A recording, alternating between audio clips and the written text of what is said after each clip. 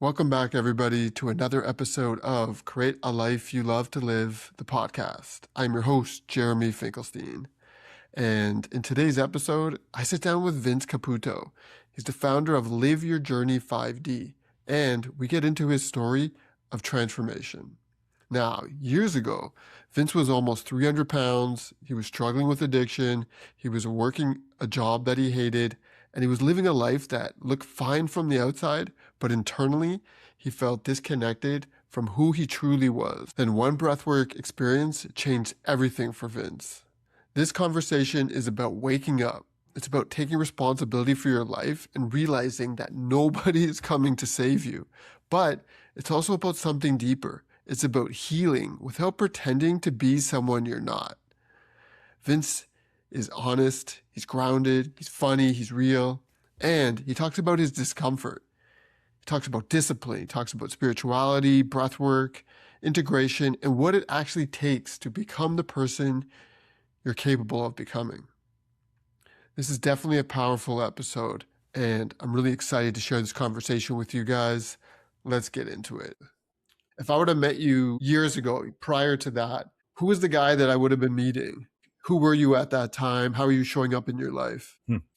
Yeah, that's awesome. Yeah, because I guess you don't know that version of me. Not too many people do. So that guy was not the man that's sitting here today. That guy was 300 pounds, which is a massive part of my journey and my growth. I was lost in addiction, all sorts of different addictions. I was pretty depressed at the time. I wasn't, I thought I knew happiness, but I truly didn't. And that's something that I think I still work on self-discovering on a daily basis now.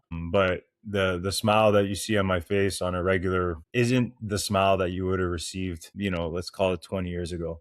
I was partying hard. I've never really been into alcohol, so I wasn't really much of a drinker, but narcotics was definitely something that I enjoyed dabbling in back in the day. So I think the best way to sum up the version of Vince that you would have met back in the day would be numb. Someone who thought he had it figured out, but was numb internally. Externally, I was living a good life. I was Of course, yes. hooking up with different women every day. I was, like I said, dabbling in narcotics. I was going to a full-time job that I absolutely hated. And I was just going through life not knowing who I truly was. Although Okay. I looked in the mirror every day thinking I knew who I was. If that makes sense. Yeah. Okay. Yeah, it does make sense. And before we get into that, I'm curious, like, what do you think when you look back at all that? Because you said you were numb, right? So what were you numb to? Or like, what do you think it was ultimately you were avoiding that was also taking you on that path? That's a good question. I don't know if it was necessarily something I was avoiding or something that I was unaware of. I feel that even now Okay. in society, when I walk around and see people who are in that numb state, I don't blame them because they don't fully realize it.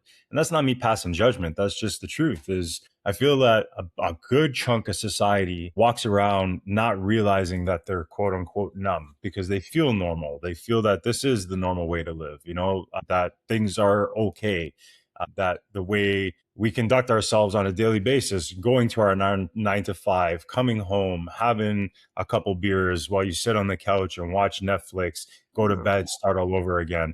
That's not numb for people. That's normal for people, right? So I don't think I was necessarily aware of how numb I was, as more I was just living a life that I thought was normal. And now, with a lot of the deep inner work that I've done and the tools that I have in my tool belt, now I have that realization that the life I was living wasn't an optimal life for me. And listen, I'm not trying to sound like I, have all the answers. I'm still every single day working on things, but it's the awareness that I have to work on those things that makes me feel like I'm a better person to society in a whole. Right. Yeah, definitely the awareness definitely helps, especially when it's almost like you have a mirror, kind of someone holding a mirror in front of you and you kind of can reflect back on how you're showing up. But there's a few things that you kept saying, and like one, you said you were narcotics, you're 300 pounds, right? But you also said like on the outside you were looking, you felt like people were seeing you and you were looking like you were living this amazing life, right? But what I'm more curious about is like, how are you feeling internally? Were you feeling like you were living an amazing life, or were you aware of the fact that like something was kind of off? Or I honestly, I don't think I was fully aware that something was off until I started diving into like podcasts. And okay, at the time I was driving for the TTC, Toronto Transit Commission, and I was trying to keep my mind occupied while I was driving. So I would put a earbud in because you can't have them while you're driving those vehicles. So I kind of hit it, put my hat over, and I'd listen to oh, podcasts all, and starting to listen to podcasts, mainly Joe Rogan's podcast. It started waking me up. It started making me okay. realize, shit, like I'm not doing well. I'm not working out. I'm not reading books. I'm not meditating. I'm not doing things such as, deprivation tanks, breath work, medicine journeys that could potentially help crack open a part of my brain, my body, my soul that I've never fully experienced. So I didn't understand that realm even existed. I didn't know that there was options out there. For me, medicine journeys, whether it was psilocybin, ayahuasca, even cannabis to an extent, for me, that was always recreation. That was something you'd go, Yes. you'd get high, you'd have a good time. I never in a million years thought of any of that as an opportunity to potentially see something about myself, to go inward. It was always an external thing. It was always, let me trick my mind and my eyes to see leprechauns running around, right?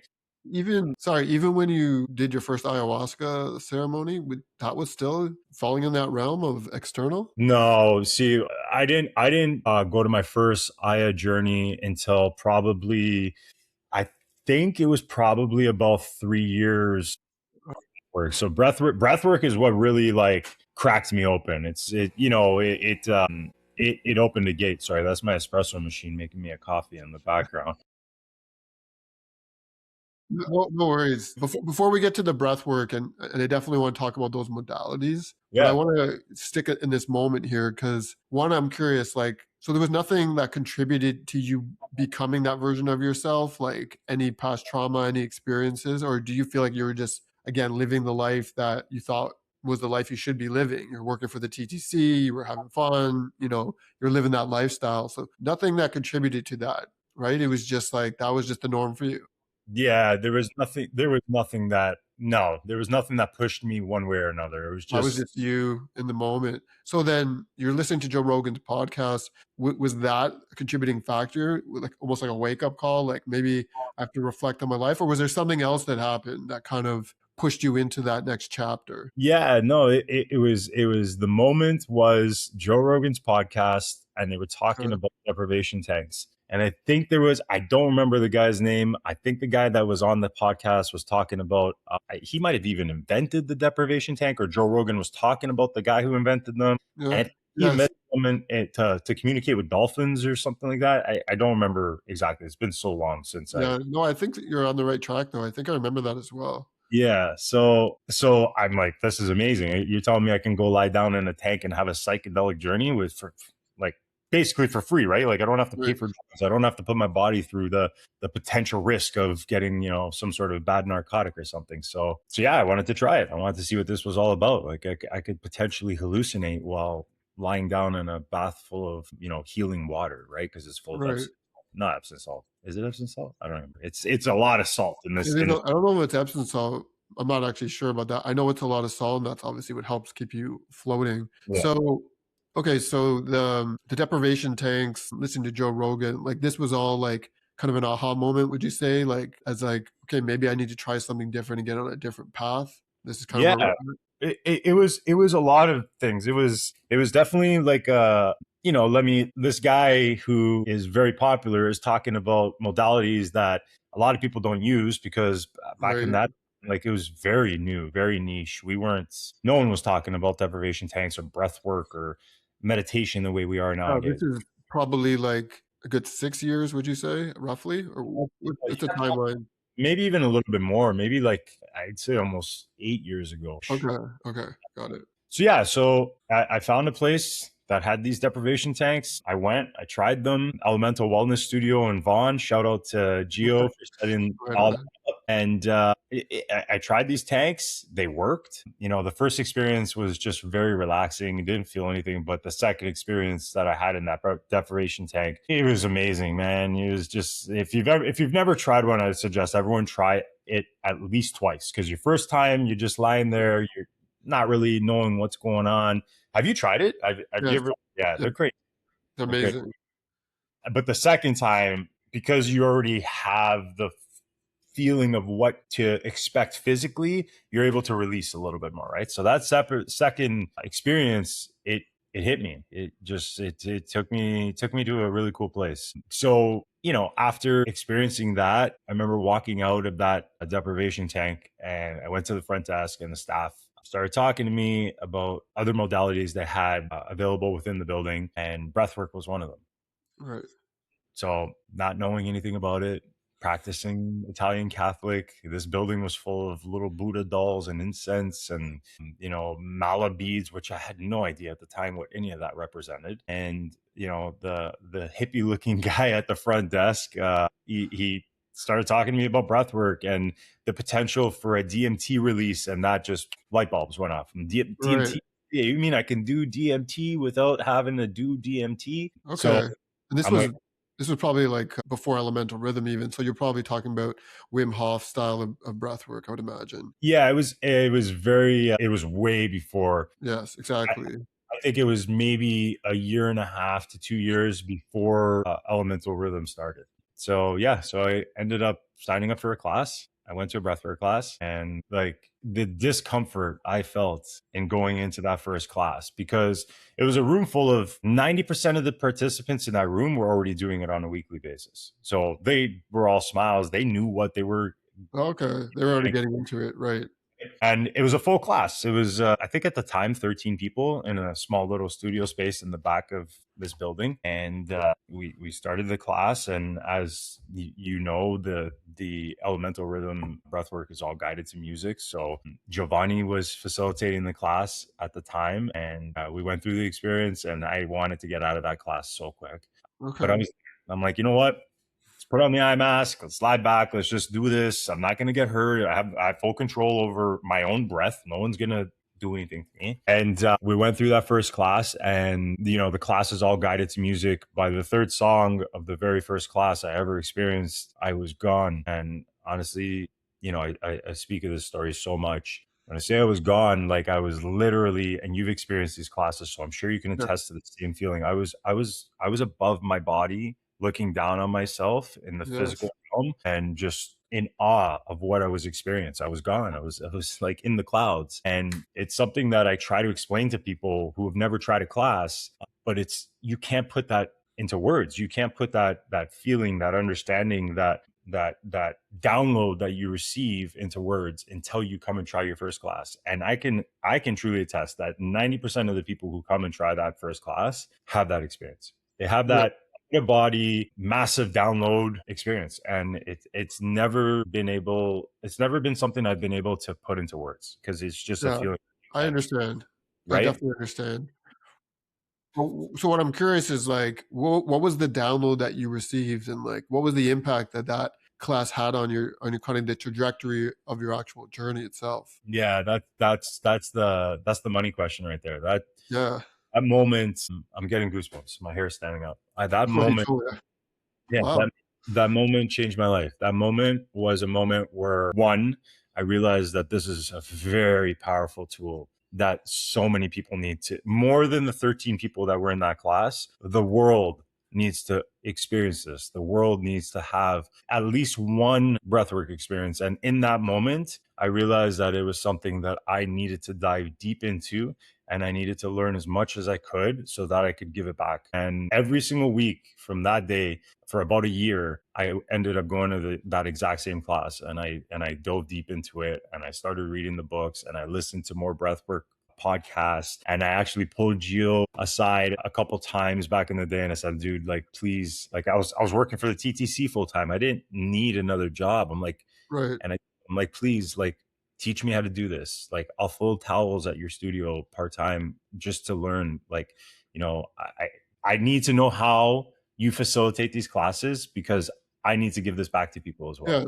Yeah. So that's what I'm more curious about because it has such a massive impact. Now you want to share it, but can you go a little bit deeper into like the impact it had on you and your own like internal awareness about yourself? What impact did it have on you internally as far as your awareness about how you were living your life, how you were showing up? Yeah. So it literally brought me into a space of being able to see my future self pretty quickly. Okay. Was able to see things that I could potentially achieve in life. I saw a much more lean version of myself. So I Oh, saw, sorry to interrupt you, but I just want to clarify. So when you say you saw your future self, at first I thought maybe it was like on the other side where your life was going if you didn't change. But what you're saying is you saw your future self, like this version of yourself that you could become. yes, Okay, yes. got you. Okay. Yeah. Yeah. And without, I guess, getting into every single little detail about that first class of what I saw, I will say that every class I did after that for at least about a year brought me into another stage of awareness of how to achieve all of those goals, how to lose the weight, how Oh, to wow. how to open up that business in order to create this space where I can potentially give back these modalities that I've been learning. Because with that breath work also came journaling practices, also came self meditation practices, also came, eye gazing practices. And they're Yeah. practices that I might have learned or picked up on my own through my own self discovery of reading books, podcasts, whatever it is. Also, through the people that I met doing the actual breathwork classes themselves, right? Like there was a lot of people who have been doing it a lot longer than I was, who would start explaining what journaling was. Like I had no idea. I never put pen to Yeah. paper. Well, yeah. Uh, So elaborate a little bit on that because I'm intrigued by the different modalities, and I know these modalities kind of trickle on from one to the other. You do breath work, you get into journaling, meditation, but one like when you started using these modalities, what did it open up for you? Like, where did it take you as far as like your internal kind of healing, if you will? yeah, no, it is the glue that binds every message that you receive within the breathwork class itself. The journaling, you're saying? All of it. All It's of all it? Okay. like I don't think it's just one modality is better than the other. The Okay. bigger picture is integration, right? Yes. Integrating Yes. what it is that you receive in those breathwork classes, and it's something that I like to speak into at the end of every class as well. Is that whatever message download, however subtle it might seem, we receive in that class or in a simple 20-minute meditation that you're doing, the integration of that into your life is where the real work happens. Like however you do that, whether that means that you hit the gym, put on a headset, listen to some classical music, and go into an altered state of consciousness through a workout, if that's your integration, use it. For me, a big part of my integration has always been journaling, putting pen to paper. I sorry, I remember, I think it was during the men's group, but you were like an early riser and you were journaling like every morning, right? It was like 4 a.m., I believe. Is that Yeah, correct? I don't do that as much anymore. It's too early. But My you new went, but is you, sleep, bro.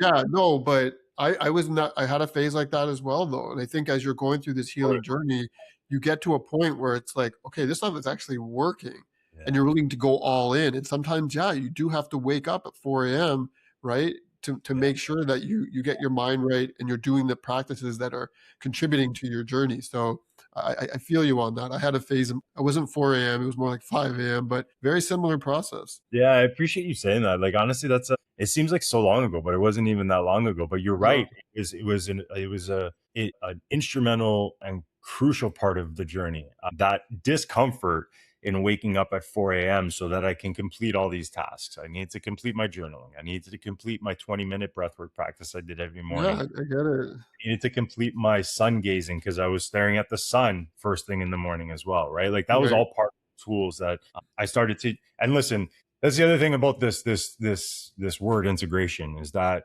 we find tools that help us to put these lessons into practice, but they don't last forever. It's not something that I feel it almost can become mindless, right? Like if you're someone who journals every single day and it becomes so habitual, eventually, for me at least, is my opinion, the habitualness of the journaling practice, the workout, the sun gazing, whatever it is, if it's the exact same thing every single day for a very long period of time, I find that you can almost get numb to that as well. It almost becomes Yeah, I can speak to that. I wouldn't, for me, it wasn't the word numb, but what I realized is I was almost trading one like avatar for another.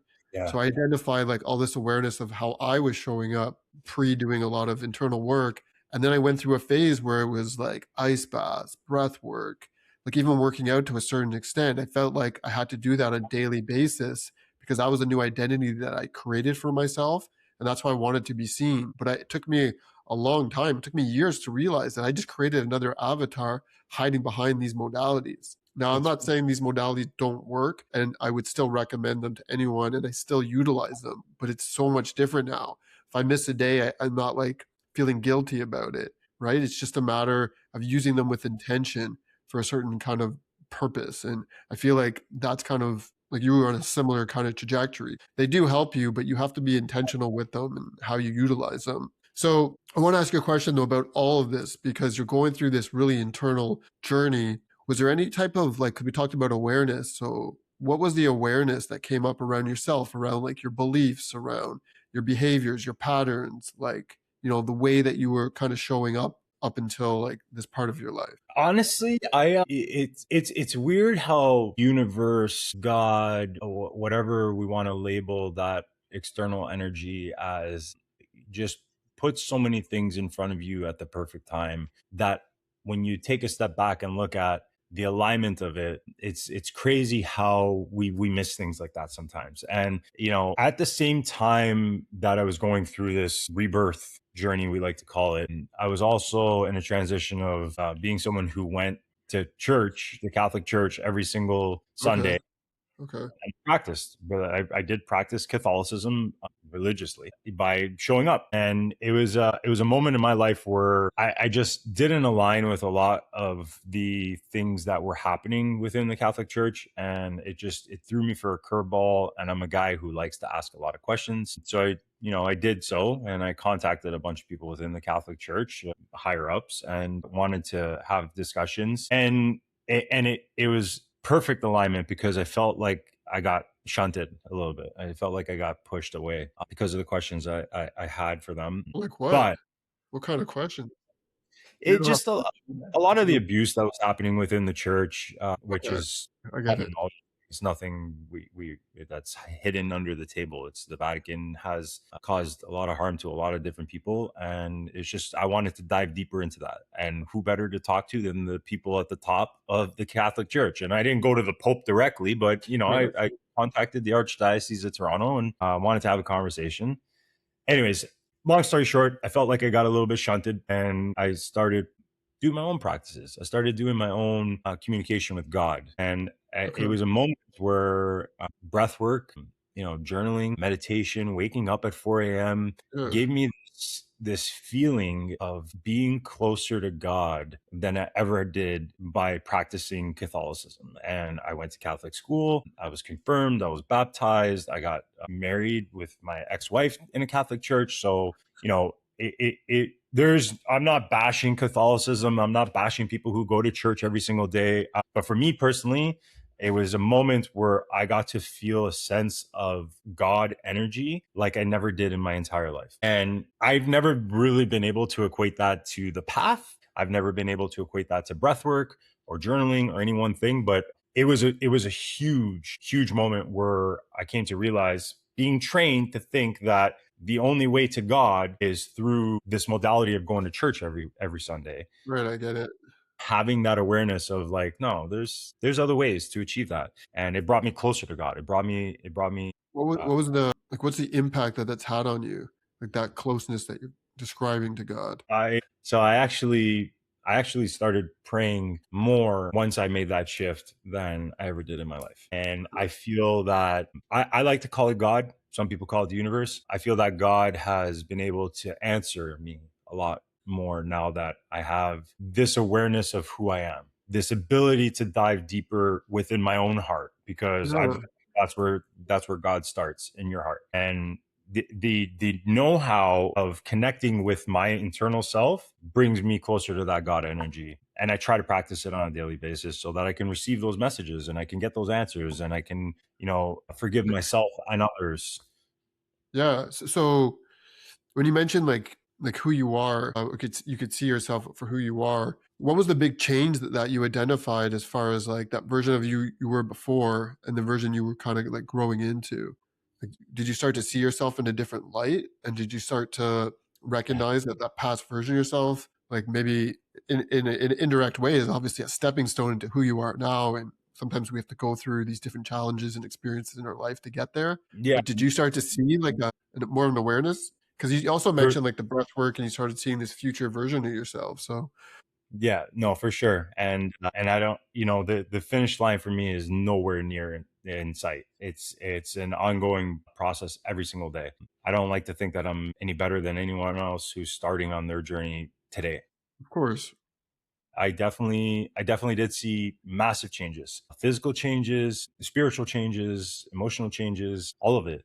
The amount of books that I'm reading, like that guy did not exist in my 20s. Like I was a dropout in school. I feel more educated now than I ever have in my life. I feel, oh man, being able to yeah, talk to you on this podcast, like this is not, you would have never got me in front of a computer talking to you on a podcast 20 years ago. Like I'd be like, why? Who cares? Who needs to hear this story, right? And again, this isn't me trying to make myself sound better than anyone else or no, better than I don't think you I have feel. to. It's Yeah, I don't confidence, think you have right? to clarify it. It is, and I think you should have pride in the journey you've been on and the work that you've done, and like it takes a lot of courage to be able to face yourself and to make those changes. Yeah, listen, without dropping names, I Okay. think about it almost on the daily. There is a slew of people that deserve credit to helping me achieve this, and my purpose and my vow is that I can only continue to pass that on to people. And that this is one of those tools to create that awareness. Is I'm not doing any of this for the fame, the Yeah. glitter, the pizzazz, or even the money, because it is a business at the end of the day. But it's not anything that I want to have as something to put a big chip on my shoulder, right? It's something that I'm doing for Right. myself and Exactly. giving it to people so they Right. can potentially do it for themselves. Yeah, it's like a byproduct of you healing yourself, and now you can share that with others. I mean, I can definitely relate to that. That's definitely been my journey, is being able to go through this whole kind of healing experience and feel like I have some success, and now wanting to share it with others. It's commendable. So, what else do I want to ask? As far as like what beliefs you had to like let go of, what patterns, like as you're going through this journey, was there things that really stood out to you that was noticeable as far as what changes that you needed to make into your life? And I guess also, what still challenges you? Like what urges do you still have that still tied back to that old way of being? And I guess also what became easier? Yeah, so that's an awesome question, dude. So it happens daily still. The Okay. criticism, the judgment from outside voices. I have Outside voices or internal voices? the internal voices I'm able to block out now because I'm able to go to Okay. a 3 day festival Yeah. full of people who are very highly intoxicated and enjoy myself. And the external voices that I'm talking about Yeah. are the external voices that pass that judgment because I'm still doing things like that. And they look at it as, you haven't really changed much. Well, no, I have. I've been able to adapt, enjoy the things in life that I still enjoyed back then, but create it in a very safe space for myself. And the other thing that happens almost on a daily is those external voices who may pass. I don't even want to say judgment, but the macho brothers that I have out there who look at what I do as a hippie practice or Well, just some weirdo who wears these bracelets on his arm and so blows. let me ask you about that. Like, is this factual? Like, you actually people actually saying this to you, or is this something that you construed in your mind? Like, Lots of conversations from people every day. What do you mean? oh, Yeah, really? Okay, that okay, 100%. Yeah. So that's the thing is like, I get it though. I get it because I was that guy. Like I was you that were. guy. I I get was it. that I see guy what's who, happening here. It's like we're almost yeah, coming full circle, and now fuck yeah. you're living a different life. So, how do you think that? Do you think it's maybe affecting them in an indirect way? That here's Vince. He's done like he's lost all this weight. He's changed his whole trajectory. He's doing different things with his life, and maybe they're still stuck. Maybe I don't know these people, so I don't want to speak to about them. But is there any truth to that? Like maybe they're just like you're kind of mirroring back to them now what you used to see in yourself. I think that a lot of it is the famous saying of like you can lead a horse to water, but you can't force it to drink, right? Yeah, I think a lot of it is people may see me as the guy who's still dropping f bombs at a breathwork class, the guy who's fist pumping to a DJ with lots of lights and fireworks, the guy who will go to a bar and still have a beer and enjoy himself. There's a lot of people on the outside that look at that guy and think, oh shit, he's still the same guy, but he's still facilitating these magical experiences for people. How do the two go hand in hand? How does he go from being this calm guy who's helping people look at their inner self or their younger yeah, version of themselves, and then the very next day or within a few hours he's going to watch a DJ downtown Toronto with a bunch of people who are high on Molly, right? People look at that and pass the judgment. And listen, I totally get it because they kind of contradict each other a little bit. yeah, but no, but do they though? Like, do you think they contradict each other? Like, is that how you see it? I did when I first started. I thought that I had to be that guru who wore the mala beads, The who guru, right? Of course. had Yeah, the Buddha dolls, who lit the incense. And listen, there's value to all of that. I still wear mala beads. I yeah, have a ball over here. I light incense every day. But I think it's the smoke and mirrors that gets created when people dive deep into this work. And then the moment you realize that you're okay to still be yourself and do this work, that's yeah. where the magic happens. That's where the listen, I am still listening to rap, rock, and EDM music and actually facilitating with it. And that's okay. That's just my personality. Being able to be yourself and still heal internally and not have to create this new narrative of who you want people to think you are. Exactly. That's power. It That's is power. Exactly. That's why I wanted to go a little deeper into that because ultimately what matters most is how you show up. How you show up for yourself, your family, your friends, your community, right? And if you want to go to a 3-day party or go downtown for a drink, like I don't think any of that makes you less spiritual, right? Lets you more awake, woke or whatever, however you want to label it as. I think the whole notion of this is literally creating that life you love to live and if you can wake up every day and feel like you're showing up to the best of your abilities and you're not hurting others by doing these experiences, I mean, I don't think there's anything wrong with that at all. I think there can be balance too, right? Amazing.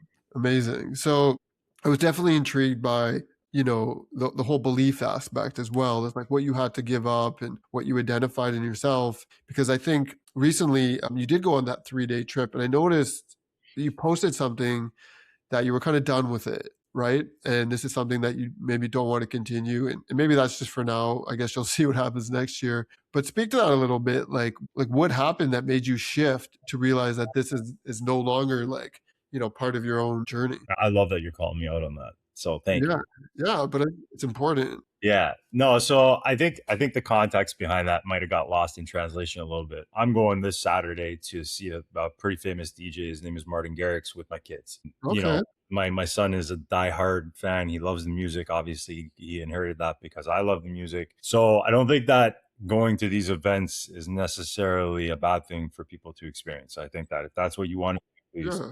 yeah, I think the comment of me retiring from these events, first of all, stems from a friend of mine who says he retired. He said that he just has done too much of them, seen too many people, and it's just time to take a different avenue in life. And that's something that hit home for me. I'm okay going to these one-off DJ events yeah, here and there, but I think it's the traveling abroad, booking hotels, doing 3 days overnight. Like it's a lot. It's a marathon. I was literally doing 40,000 steps a day on very little sleep, a lot of coffee. So it is a lot. It's taxing, and I checked off a lot of DJs and performers off my bucket list in a span of 2 years. Like I that's the thing about me is I go hard and I get the job done as quickly as possible. And the past 2 years of my life has been a influx of festivals and DJs. And it's time for me to just take a step back from that and dive deeper into salsa and bachata. So that's my new realm. yeah. I'm going to be doing bachata lessons and learning how to So, dance all sorry, the salsa. what? Bachata, the What are you salsa going to be doing? Oh, okay. I got it. Yeah, you kind of cut a little bit there. Okay, Sorry. that's interesting. But again, it's like part of your own journey, right? It's like you, you let go of something else to make room for something more, which is good. It's a good segue now into kind of like how your life is different now and who are you now? Because I know what you're up to, and you've kind of mentioned it a couple of times about breath work and facilitating. But let's speak to that a little bit about just kind of comparing to what your life was like then versus what your life is like now and what matters to you now and how you're kind of showing up. I think nowadays, and there'll be a lot of people that can attest to this and a lot of people that can contradict this. I think nowadays my moments of stress, fear, anxiety are very manageable. And the people out there who are watching this and saying, "Oh, this guy's nuts," those are the people who see me dropping a couple F bombs when I'm, freaking out about scheduling or, having to calm my kids down because I'm in the middle of making dinner and lunch at the same time. But I think that what I've been able to create in myself is a level of awareness that when those moments of discomfort come up for me, I give myself the opportunity to step back and look at the bigger picture of what's actually happening. And that is not something I had 10 years ago. Those moments of stress or anxiety or fear usually followed with a lot of narcotic use, a lot of hunkering down into a ball and not wanting to see the world. I think being able to function now with those stressors, as I like to call them, because they're different for everyone, still floating in the back of your mind, that's for me one of the biggest things that I've been able to change in my current state opposed to who I used to be. Yeah. So, the so the aesthetic, the aesthetics of the weight loss is obviously great. The success of my business is also obviously like makes me really happy, but I think what I'm able to achieve for myself is the biggest win out of all of that, for sure. yeah, I agree with that totally. But there's something that you just said about the way that you see the world and why you had to like go into the narcotics and drop into all that. So during this whole process of this inner work, were you able to identify like what was contributing to that? Because there must have been like some internal core wounds, if you will, that were help contributing to like what put you in that space and why you didn't. And like from my own experience, it's really important to understand what that programming was that was kind of installed inside of you, right? Help contribute to that. Because without that awareness and identifying where all that came from, it's really hard to change that programming. So did you go through that experience yourself and like have you identified a lot of that? Yeah, it's so cliche to say it, and I think that's a big part of why breathwork has always resonated so deeply with me is those inner child wounds. And this is not me bashing my family and my Of course. upbringing because everyone does the best they can with what they know. No one wants to do. I mean, most of the people don't want to do bad for their children, right? So, but I did recognize where I picked up, and I still do to this day because I still practice breath work on my own, and I'm able to go back into a lot of those childhood experiences that are stuck in my subconscious mind that I don't even remember until those moments where it comes through in a meditation or a breath work, and it's like, holy shit, that's right. I did fall in the playground that one time and get a piece of glass stuck in my knee, and it's been bothering me psychologically for whatever reason, right? Like that's just an Right. example. So for me, it's being able to see that younger version of myself in moments of gratitude and in moments of Yeah. fear, and being able to take the lessons from that and heal from that and observe that. And I truly believe that we all have so much stuck in our own subconscious thinking that we don't even realize it. Like we don't even know what's in there. And Exactly. the time you get the opportunity to see that and to heal that and to feel that and to integrate that into your life is through modalities like breathwork. And that's just the modality that has resonated deeply with me. And that's what I give back to society. But I know that there's many different ways to get that same reward, right? So, but Right. yeah, inner childhood traumas, if we want to call them, those are the biggest things that have helped me in this journey for Yeah, sure. just going back and and healing those kind of internal core wounds, if you will, again, like I can see had like a huge, obviously, impact on you. And I would imagine too, as a parent, it's probably also changed like that generational pattern of how you're raising your own kids. Yeah, you feel It, that one? it definitely has, but I will also say to that, the awareness that comes through being able to heal my own childhood wounds. It also sometimes brings in an awareness when I'm parenting that it's like, fuck, am I creating something here?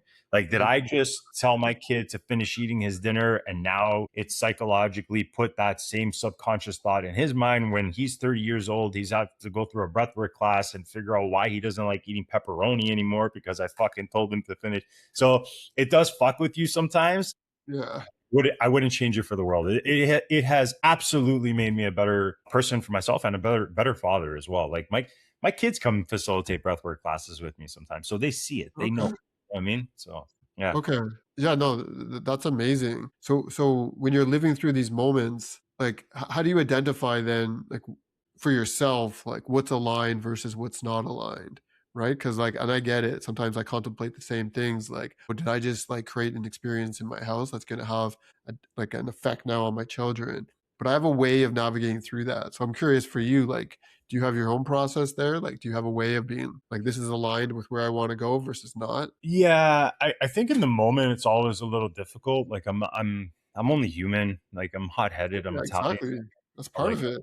it's definitely part of it. It's the awareness, maybe not so much in the moment, but the awareness after the fact and being able, again, we talk about integration, being able to integrate Right, whatever came up, whether you were wrong in that moment with your kids, right. whether you were right and you wanted to position it differently, integrating what came up for you after the fact, that for me is very important. So being able to pull my kid aside and saying, listen, sorry, dad fucked up.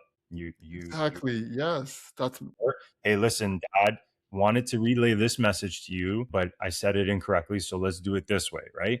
There's a great book I read once, and for the life of me, I can't remember. I've referred so many people to this book, but I never remember the actual title of it. And it okay. explains how these childhood traumas or moments of gratitude or everything in between gets stored in a child's mind, and it creates a tree.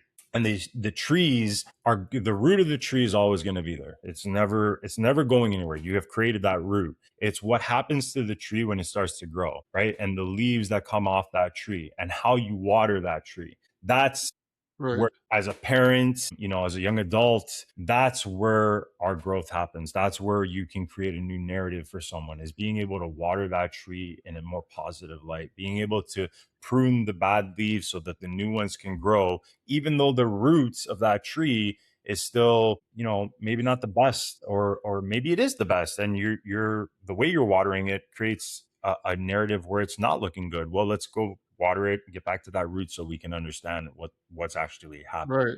Right? Yeah, that's a great like analogy Yeah, on like what's happening, get the name. and I definitely relate. So that's kind of my, that's my way as well. Is like when I feel like I screwed up or I overstepped or you know I let my emotions get the better of me with my kids. I do the same, and I always pull them aside. I'll apologize. I'll have a real conversation and talk it out and identify that yeah, I did this. I could have done this better. But it really, I think, helps create a good line of communication. And I hope so far it's been working where they feel comfortable enough that they can have a similar line of communication with me.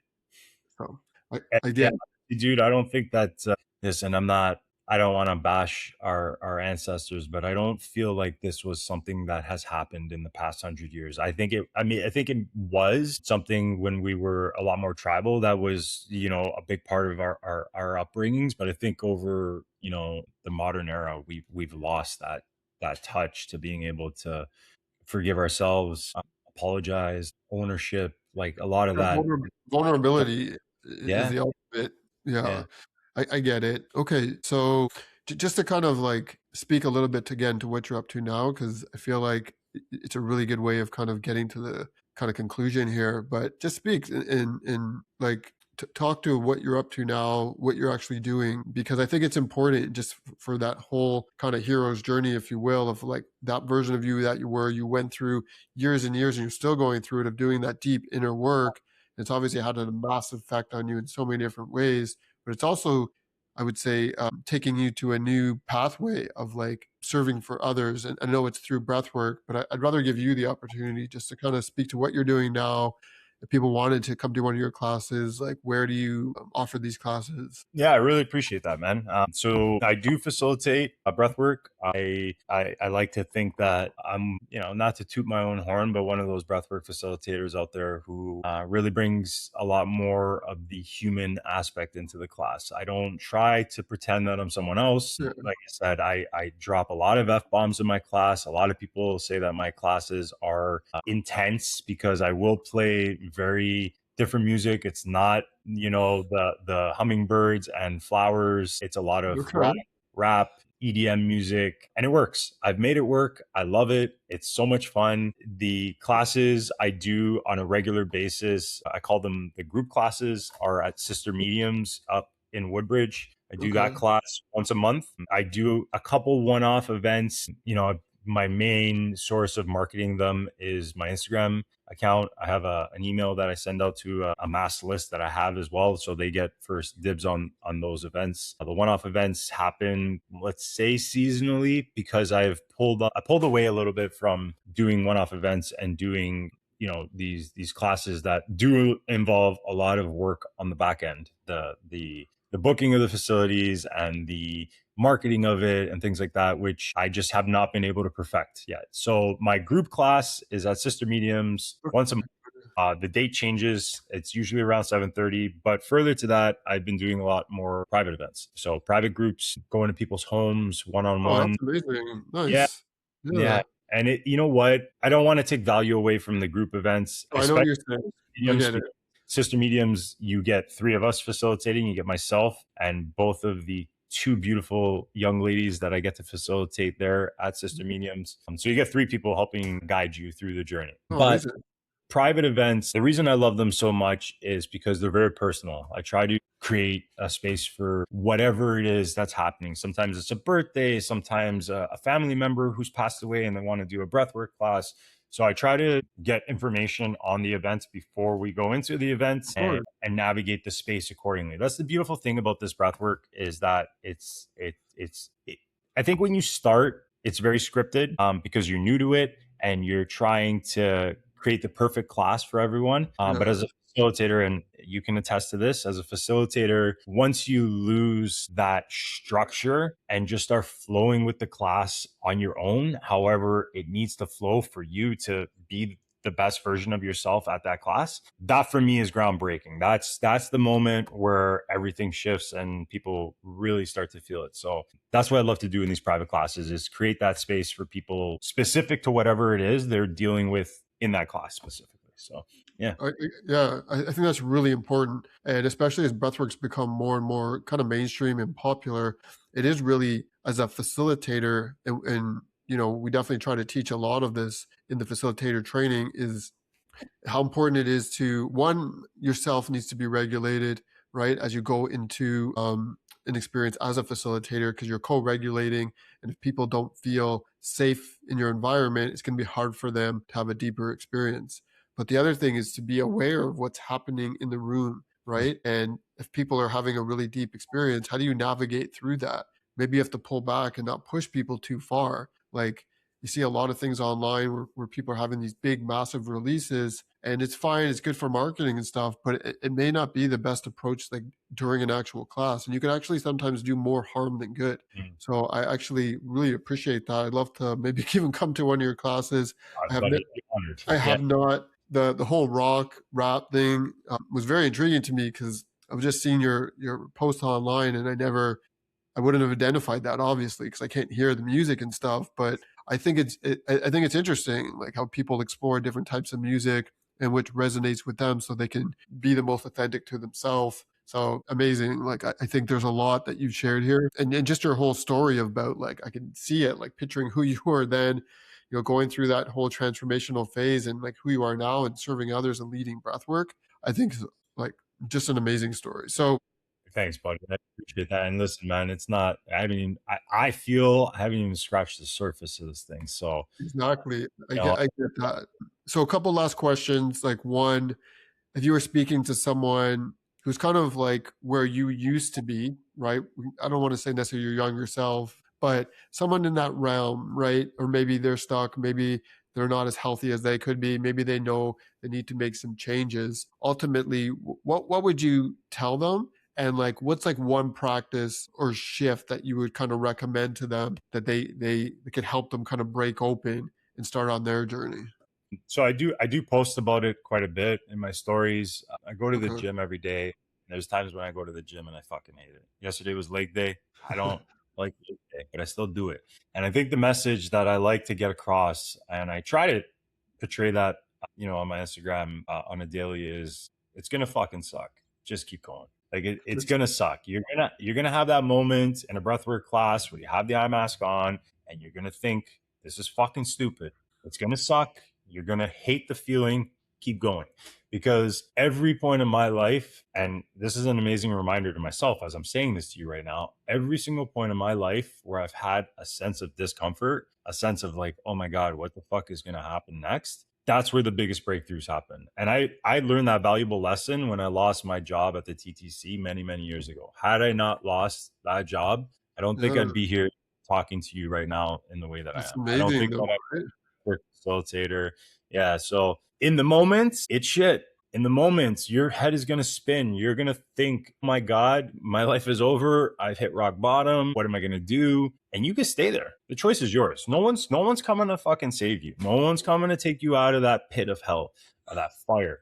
The only person that's going to rise up from that is you. And you have a choice. You can stay in that shit, or you can just observe it and start slowly taking that rise out of it. Right. Yeah. I, I, That's I love that. And that's actually one of the points that comes up quite a bit. And I simplify it as basically you are responsible for your life and no one's going to come change it or save you. And no matter what you've been through or what people have done to you or what you've done to others, you got to own up to it. You got to take responsibility and you got to be willing to take that first step. And like you just said, like look where you would be if you didn't take that first step, if you didn't go to the deprivation tank, if you didn't like lose your job. And in the moment, things could feel like everything is caving down on you. But if you're willing to, I think, do the work and go through it, like the outcome can be life changing. And you're a perfect example of that. You seem a lot more content and happy, I guess, too, on where you're at now. So brings me to my last question. Do you ultimately feel that you've created a life you love to live? Or, and I know you're still working through that,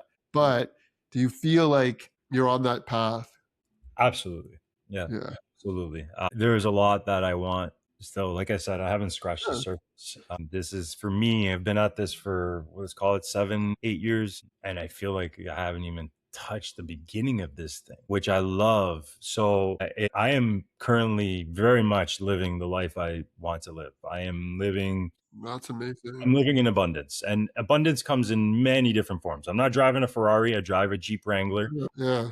Love my Jeep Wrangler, and for me, that is an abundant Jeep Wrangler, and it's not always like that. I'm not gonna say that it's always rainbows and butterflies. It's not always, I'm Yeah. getting into my Jeep Wrangler with an empty tank of gas and thinking, oh my God, I love my life. There's times where it doesn't feel great, but the good definitely outweighs those bad moments, and those bad moments have lessons in themselves as well, and those are the moments that create the life that I want to live. So yeah, I'm Beautiful. happy, I'm content, and I feel good. So yeah, bro. Amazing.